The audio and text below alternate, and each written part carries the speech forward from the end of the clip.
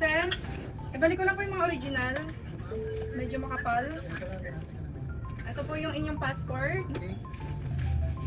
At ito po yung inyong napakadaming documents. Ayun, wala pong naiwan sa printer ha. Chinek ko naman po. Check mo din muna po.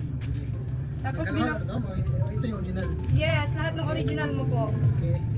So bilangin ko lang po. Bilangin mo muna talaga. So lahat na lang po ng short short ko para makatipid din po kayo. Ganito rin na. Apo. Tapos ito yung may A4 po. Ayun mo lang. May A4 po, may short din po. Kasi may short din po. Check nyo po kasi baka may naiwan. 3.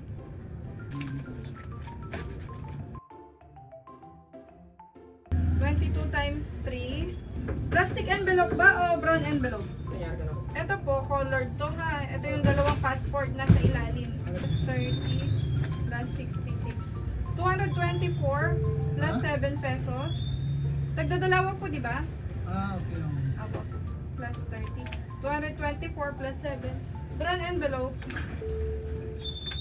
231. Kahit 230 na lang po. Wala nang butal. Pa-double check po.